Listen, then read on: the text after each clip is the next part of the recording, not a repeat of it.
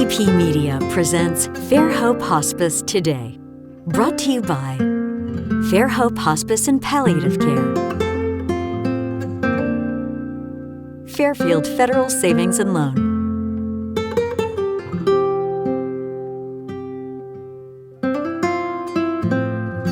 the Fairfield County Board of Developmental Disabilities, and the Frankie Smith Funeral Home.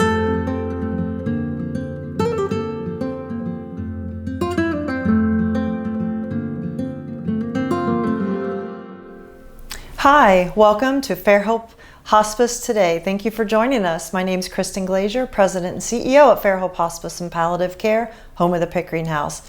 I am off-site today. We are at Sitterly Law, downtown Lancaster, and I have the pleasure of talking with my friend and our colleague and our guest today, Jennifer Sitterly. Welcome. Thank you. Thanks for being here. Good to be with you again. It feels like this is becoming a yearly thing. Either we're doing TV, we're doing radio. Yep. What was that, about a month ago that we Women's were at conference OUL? or Leaders Conference, yeah. Yeah, so that was pretty nice. We've got this little thing going with OUL that Jennifer talks about a lot of the advanced directives and really talks with people about what they need to do, what they need to think of, and then I kind of just throw in the piece of the caregiving and how hard it is to be a caregiver and how important it is to be prepared for the things that are going to happen while you're caregiving. So people have no idea until they're in it. Right, and that's unfortunate sometimes, and I think that's what you probably preach every single day.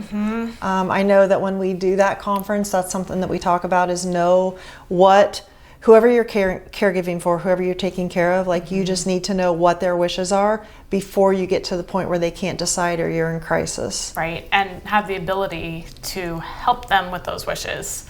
Yeah. And I think that's the piece that we tag team on with advanced directives and how important those are. Yeah, I think the biggest thing that comes up when we're talking with people and our patients, your clients, and even at the conference is just people have such a hard time starting that conversation. Yeah, it's not fun to think about. It's not fun to think about at all. Nobody wants to be in that position, but sometimes the best laid plans or no plans that you can't predict. Right, and you know, we all know that the time is going to come for us to really need some kind of decision-making person in our lives. And I think that we really talk a lot about like how do you start those conversations, and the thing that you always preach is don't wait until there's a crisis. Right, because that's too late. It is, and you and I oftentimes end up together in those situations. You know, maybe they're with us at Fairhope. Maybe they're reaching out to you because we're in a situation where we need some decisions made pretty quickly, and that really complicates matters. It does. Yeah. And having to get a third-party agency involved, like a probate court when there's a guardianship needed or adult protective services, is less than ideal. So in an ideal world, if that's ever needed, it's much easier for everyone involved, the person receiving care and the caregiver, to have the ability to do it without involving third-party agencies. Right. So that's really the most we could hope for with planning. The biggest message a lot of times. Yes. Yeah. So how do you, when I listen to you talk sometimes I'm amazed because first of all, I don't know how, it's what you do and you do it so well, but it's so much to understand. Like how do you just break it down? I'm a social worker. I've been a social worker for a long time, but how do you break it down for families so that they just really understand what you're talking about and where to start? Well, the nice thing is if you're pre-planning, which is in our world ideal, there's not that much that they have to consider, because a lot of people come to my office for post-life planning, like what is my estate plan after I die? Okay. But I never want to leave out the piece of what happens while they're alive and they're unable to do it for themselves someday, which is the power of attorney conversation. And those are not hard. You just say, who do you trust to help you and in what order, and hope we never need it. But if you do need it, putting that in writing is the most helpful thing you can do for everybody. So do you feel like when someone comes to you and they want to pre-arrange things so that they're set, do you feel like, do they have to make those, I understand they have to make a decision who they want to speak for them or act on their behalf, but like when you think about houses and cars and money. Like, does that get really complicated, or do you just start simple and say, this is the first decision?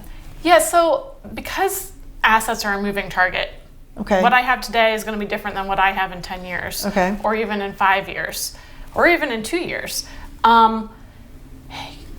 Being overly specific is actually not helpful. Because Really? we don't know what the assets are going to be. You need a general idea of what you want to be done, trusting your agent's decision-making ability. Okay. If you need to be able to trust the people that you name. Okay. And sometimes that means you name multiple people. If you have multiple kids and you don't want them to fight, I don't personally have a problem with naming co-agents. I think it's easier to work that out than to have someone who's left out be paranoid. Yeah. That's a professional opinion, right? There are some attorneys that think it should just be one and then another and then another. In my 15 years, I very rarely had an issue with co-agents having issues. Okay. But at the end of the day, if you trust them to do what's best for you, you let them know, hey, whatever the assets I have, this is, clearly use them for my best interest or protect them in what what I would want you to do. And there's some degree of trusting their best judgment. Mm-hmm. But if you don't trust your agents, you shouldn't be naming them. Exactly. So that's, it should be someone close enough to you that would know your wishes, or you trust them to make good decisions based on the unknown. Because we don't know if it's going to be a stroke, car accident, 98 years old, and you just don't know. Yeah. So you're going to have to give them some leeway to make decisions. And if you have very specific wishes, that's fine. But it's really hard to specifically lay out every minute detail of the unknown. That makes so much sense. Yes. Yeah. So when you're talking about this and you're talking about laying those plans out, are you talking about healthcare power of attorney, like a financial power of attorney, or are you talking about something different? Both. Okay. I mean, because you could name the same agents for financial and healthcare or different. And that's very, very common. Sometimes if you have multiple kids and your spouse is unable to help you, you might name different kids for financial versus medical because they may be better in different situations. Okay. And when you work on that financial power of attorney, like you're saying, it's better, and it's better to kind of keep it simple, that you're going to name this person to make decisions on your assets and your whatever is involved. Okay. Decide, look at my assets, look at what's going on. If the house needs a utility bill paid, I mean, that's not a hard decision. Like, yes, pay to keep the electric on. Yeah. I mean, the decisions actually are not that hard at the end of the day. If there's bills, you pay them as a fiduciary. The biggest decisions that my fiduciaries ever have to make usually is, when do we sell a house? Yeah. Is mom or dad never going to be able to come home? If so, when do we stop paying taxes, utilities, insurance? Right. Or does this look like a temporary rehabilitation and they're going to come home and we keep the house going? I mean, that's the biggest decision I've ever usually seen. Clearly, I also do asset protection, but that's also usually a no-brainer. Like, should we protect the assets? Yeah. I mean, if we can, why wouldn't we? Yeah. So when someone is facing that situation, like they're in rehab, but it's, you're just unsure, are they going to go home?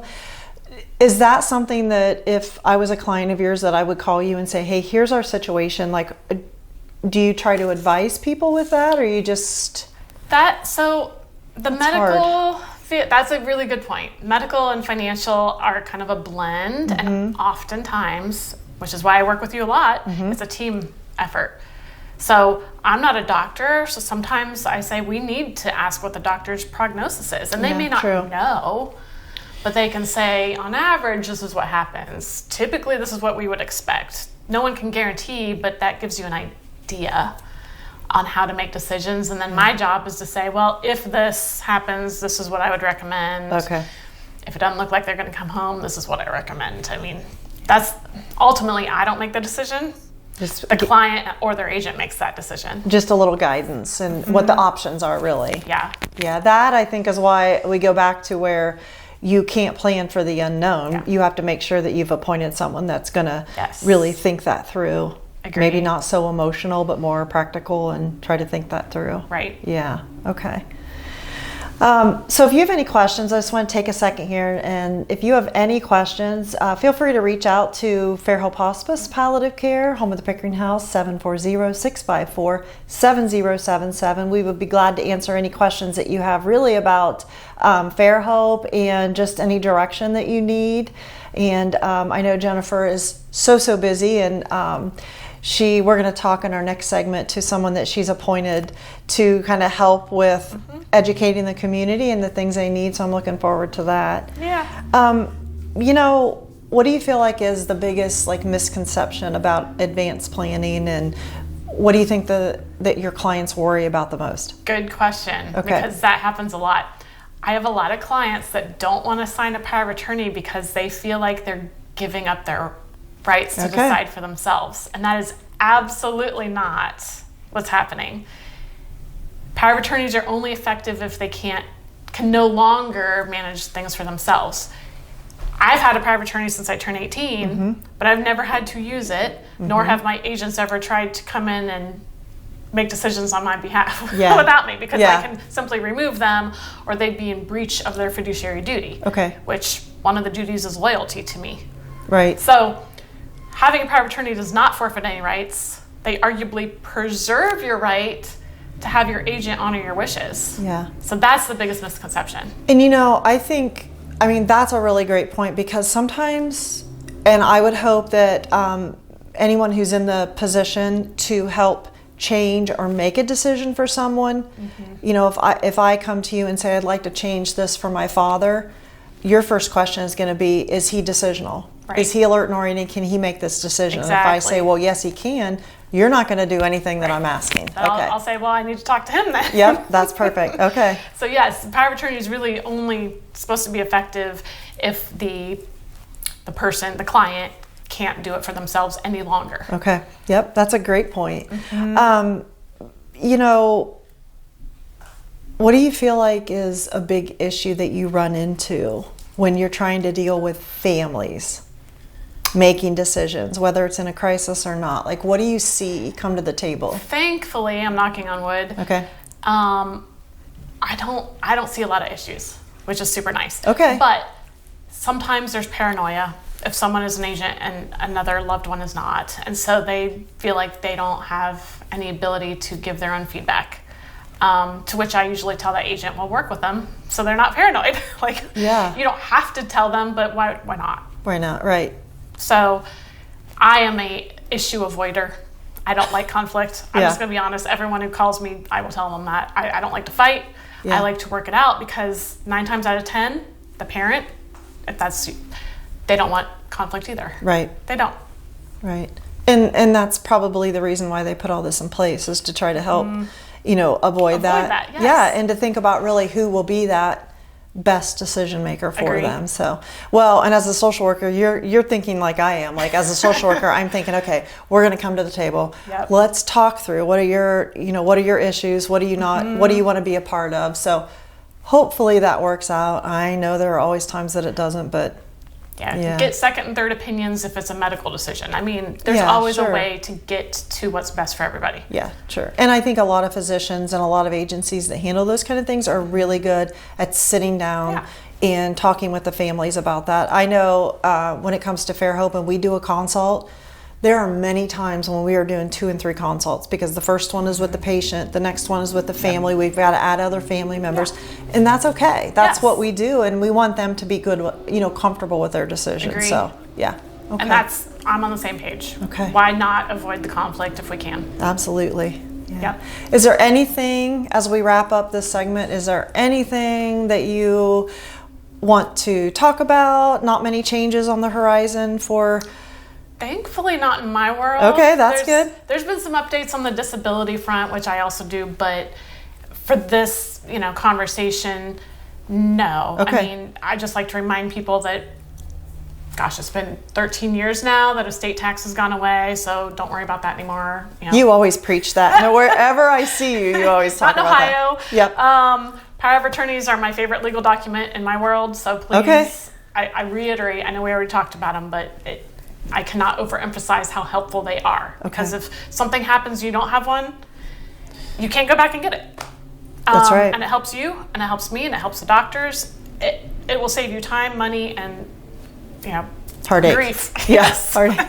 I think we're probably going to be preaching that for a lot of times. Yes. So that's. I just want to reiterate that. Thank you. Well, thank you for being here Yeah, again. It feels like our annual time together. Yeah, so it's great. Thanks for talking. I appreciate your time. Your help and teamwork. You're welcome. You're Appreciate welcome. it.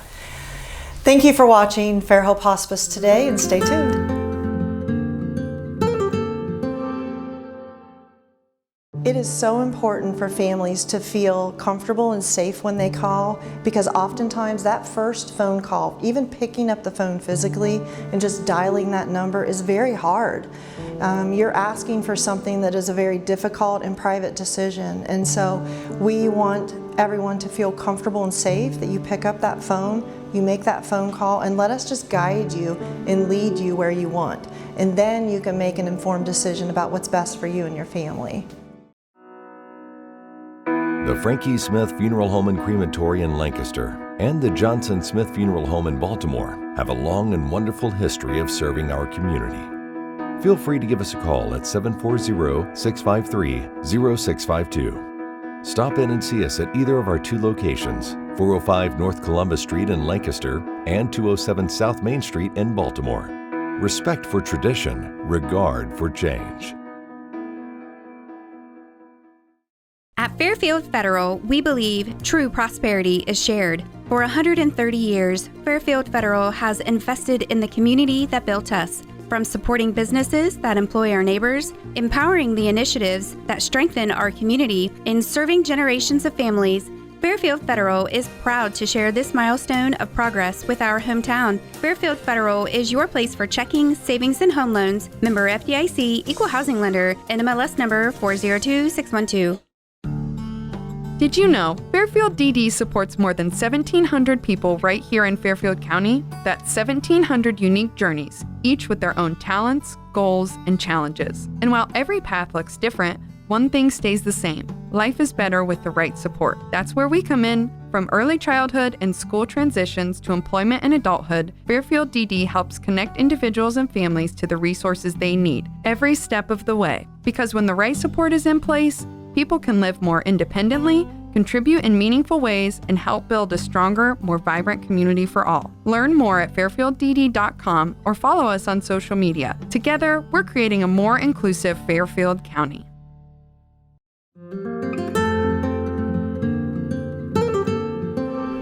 Hi, welcome back to Fairhope Hospice Today. I'm Kristen Glazier, President and CEO at Fairhope Hospice, and this is our second segment. We finished our first segment with Jennifer Sitterly, and it's always such great information and advice from her. And we're going to finish our second segment today with someone who is worked for Jennifer for a while. We're going to talk about that a little bit. It's Tracy Oppenheimer, and we're happy to have her. Welcome. Thank you. Welcome. I'm happy to be here. Good. Yes. It's so nice to spend some time with you. So how long have you worked for Jennifer? So I have been with Jennifer for about 5.5 years. It'll be 6 years in November. Okay. And you had a little different role before this new role. I did. Tell I us about started that. as a receptionist, her receptionist, administrative assistant, and then Jennifer was generous enough to let me get my paralegal certificate. So I have my paralegal certificate, and I've worked as a paralegal for Jennifer for about the last 3 years or so. And then recently she came to me and said, I have a new position. How about community outreach director, to get out and get word out about the firm and what we do, and just kind of do what I like to do, which is be a people person. And I said, absolutely. So how do you think that came about? She just knew there was a need for education in the community? I think she knew there was a need for education in the community, people to learn about Sitterly law. Mm-hmm. And she will admit that she is not the greatest people person. So she thought that I would be a better fit for that. And I said, absolutely, 100%. And it's worked out very well. I absolutely love it. I was going to say, do you love just being able to get out? Like, what does your day look like now? Yes. So actually this morning I do quarterly weekly meetings with long-term care facilities. Okay. So I visited 5 this morning, and Kirsten, our administrative assistant, she will make up baskets with goodies in them and things like that. People love it. And so I will just go visit the admissions people, and I will say, here's on Sitterly Law. Is there anything that we can do for you? Any questions that you have? Wow. We'll sit and chat for a little bit, and then if they need business cards or brochures or something, I will take those over, and it's been wonderful, and it's given me an opportunity to meet a lot of great people in the community as well. Yeah. What other kind of things then are you out doing? I get to see you on Mondays at Rotary. Yay! Which is awesome. Yes. But what other kind of tasks are you doing? So anything that requires volunteer work, I love being a volunteer. I'm going to volunteer at Fairhope Hospice here. I'm going through the class soon. Yay. Yay. I love the Rotary. I also am in the OAN meetings, so the Older Adult Network meeting. I appreciate the networking with that. I've worked a lot with Meals on Wheels, so anything from packing meals to, they had a senior fun day, and I went to the senior fun day and got to sort of help volunteer with that. Good. I talked to Salvation Army, and I'm going to volunteer in their adult daycare services to help with adult daycare, and just anything that anybody needs, I'm here for. So what do you think the goal is? Like, what was Jennifer's vision? What is your goal in this position? I think the goal is just for the community to know that Sitterly Law is here, that we care about the community, that we want to meet the people in the community, and that we just want to do whatever we can to make sure that people know that there are resources out there for them if they need long-term care, assisted living, home health care, and to really feel like they have a person that they can trust in the community that will not take advantage of them, and that will do everything in our power, in her power, to make sure that the legacy that these people have created will stick with them, and they will not lose everything that they've worked so hard for. Yeah, that's great. And I think, community education and a presence in the community is so important. Fairhope, and I really work hard to make sure that Fairhope can do that I can do that, because we've worked so hard over 42 years to be here for the community. So it feels really special and important to me that I'm out, that I'm talking with those community members. Is Fairhope doing the things that we promised that we were going to do for the community? Are we taking good care of our family members and our community members? And so for me, that really helps solidify and know that Fairhope's on the right track, and that we need to continue and do education, because as you probably find, people know about Fairhope, but there's a lot of people that don't understand what hospice does and when the right time is to call. And so I feel like your role really kind of mirrors that. When is the best time to take care of advanced directives? Like, when do you need to think about that? So, and it's very interesting too, the number of people that don't know the options that they have if they do need to go into a long-term care facility. Yeah. So many people just say, well, I've got enough money, I'll just pay for it until my money runs out. And you're like, no, there are things that you can do, ways that you can protect those assets to make sure that your family is protected. Yeah. And even the long-term care facilities, when I go and visit them, I'll say, is there anything that we can do for you? Any questions that you might have? Because a lot of the long-term care facilities don't really understand the whole asset protection and long-term care Medicaid process. So I've even taken Wendy, one of our certified paralegals, in with me and just sat down with them and just question and answer with them. Yeah. And that really helps them too. That's so valuable, because I don't know what percentage, but a lot of their patients that walk in the door for rehab end up not leaving. And so Jennifer and I talked about that a little bit in the first segment, like how important is that people know their options. Yes. And she said her biggest role is to lay the options on the table, not necessarily to direct someone, but to say, these are your choices and this is why. And so I can imagine that the long-term care facilities, assisted livings, really all depend on learning about that. Yes. And they don't really have anyone that can teach them. And the other good thing about our firm and what I do is let people know that Jennifer and our firm, we are in the journey with them. So it's not like we start and then they, once we get them qualified for Medicaid, it's over. I mean, it's important that they know that we're not going to leave them. Yeah, I think even just in general, even not necessarily with looking at placement or nursing home placement, but just in general, like Jennifer always reiterates that you need to do your planning now, while you're alert, while you're oriented, while you can appoint people, while you can make good decisions, because later, you know, and she's with you through that whole journey. Like, I have mine all in place. You do it now, and then in 10 years or 5 years or 2 years, whenever you need it, you know, Jennifer's there to kind of talk you through what those next steps are. Yes, so important. My father, I actually have an aging father. He'll be 87 in August, and he's been to see Jennifer, and Jennifer's helped him. And he asks me all the time, now, we're okay, aren't we? We're okay. And I said, Dad, you're with Jennifer, and yes, it's going to be fine. It's just a peace of mind, because it's so, for real. You know, it's so confusing. I mean, I think even for us, and me being a social worker, like, I know I've done this for a long time, but when you're in the middle of it and you're trying to make decisions and there's a lot of things, you know, it is hard for people to understand, especially the aging population, because things have changed so much for them. Yes. Yeah. And the other good thing about Jennifer and our firm is that we do have a lot of patience, P-A-T-I-E-N-C-E, patience with people, because it is very hard for seniors to understand. Yeah. And what you might be able to tell someone one time and they understand, a senior may take 3 or 4 times. So you have to really be patient, compassionate, understanding, and just answer the question 5 times in the same manner that you did the first time, and not get aggravated or frustrated. And know that you may be sitting with them, and at that time they may not make a decision. Yes. But a month later they're going to come back, you know. So I think that's really important to have the patience. Agree. Yeah. Yes. So talk to me about this. You and I mean, I've known you since you've been working here, and you always say to me, I'm so passionate about Fairhope. Talk to me about that. And I love that we're partnering, and I know you work with some of our marketing team. Just we meet in the community. We're sort of interwoven right now. Yes, yeah. I love it. I love it. So Fairhope holds a very special place in my heart, because I lost my mother to cancer about 8 years ago. And you guys helped her tremendously. She wanted to be at home. She had a wonderful nurse that came anytime we called. She was there. You guys did so much for her, gave so much comfort, not only to her, but to my father as well. And with all the grief counseling and everything as well, you guys also took care of my mother-in-law. You took care of my uncle. So there is just no one like you, and I want to be a part of you, because I feel very strongly with the same morals and just the same beliefs and everything that you have. I just want to help people and make people feel good. Thank you.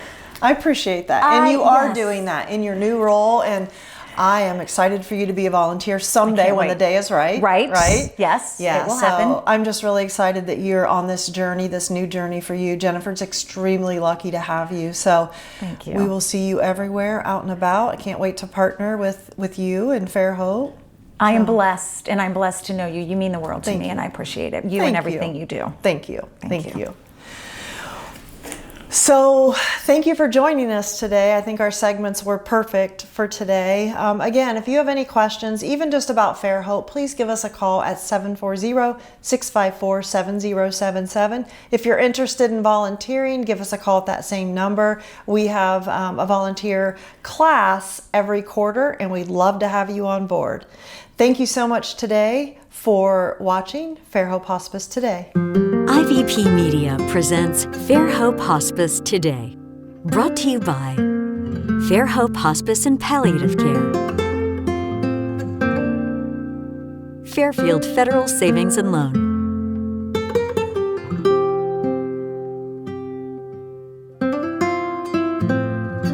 the Fairfield County Board of Developmental Disabilities, and the Frankie Smith Funeral Home.